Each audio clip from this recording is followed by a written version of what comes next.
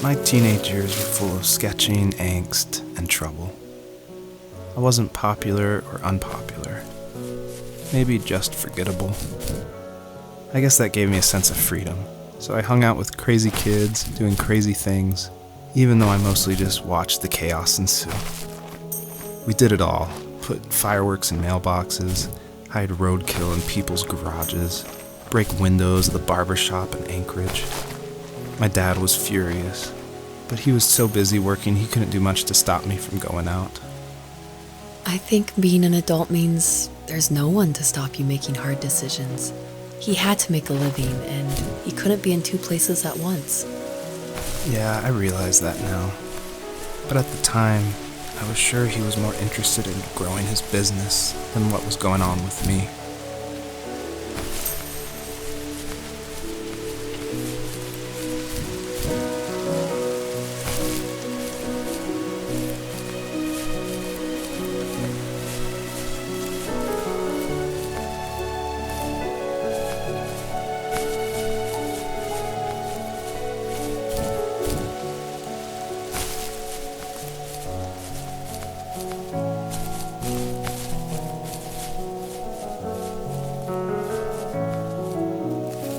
He was working another late night, and my friends were over, saying how bored they were and how they'd come all the way out to my house for nothing.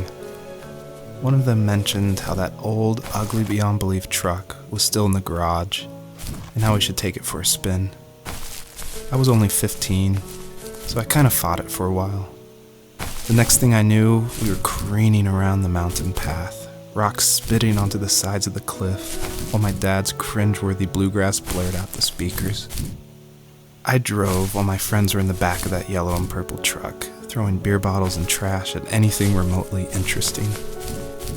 Felt like I was soaring in the air with borrowed wings. But all good things have endings. A cop outside of Eagle River pulled us over after he saw us send a bottle rocket into someone's yard. What followed was a long night of talking to disappointed adults and feeling smaller than ever.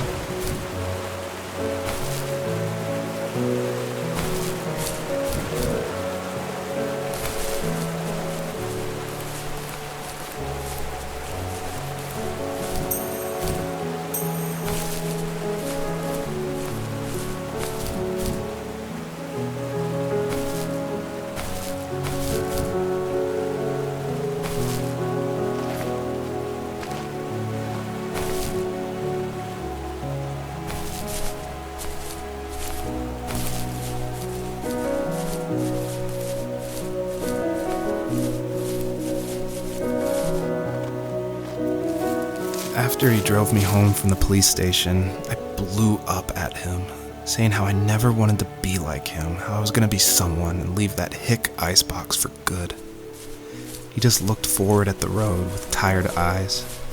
I took out that bluegrass tape from the cassette deck and chucked it out the window.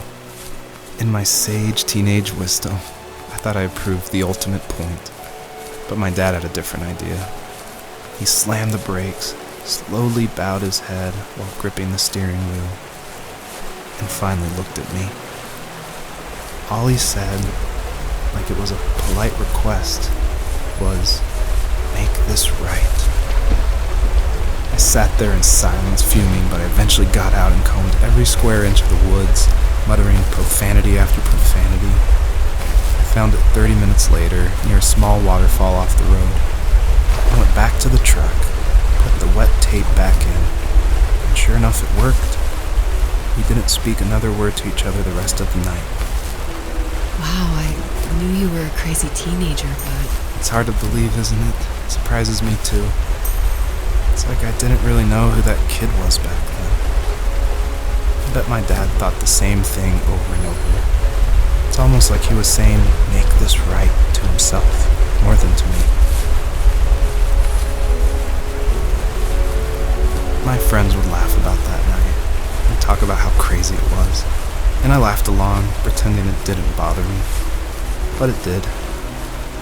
I imagined my friends growing old in the bush and able to find that thrill in those godforsaken ice fields. It's like those mountains were a literal wall, keeping me from leaving, where all I would have to look forward to are lumber yards and evening beers. I had to climb over. That was my only goal for a long time.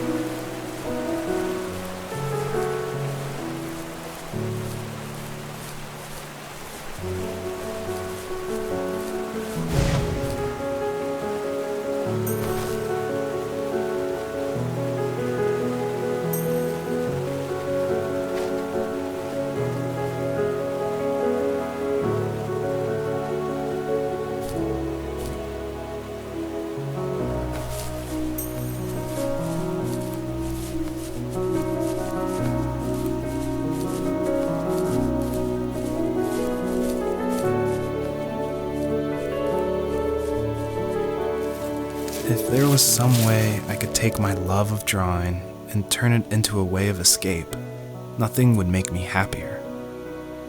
I wanted to create instead of tearing trees down. I wanted to move to the lower 48, not because I hated it there in Alaska, but I hated the idea of it. It's like all of that spite inside me had created this monster which followed me around my whole teenage years. I put so much energy into doing what others didn't expect of me. Why did I do that? There's one fact you're forgetting, though. If you didn't have that fire in you, we probably would have never met. You're absolutely right. Maybe the destination is all that matters in the end. But then why am I awake? Why am I seeing this fox go on her journey?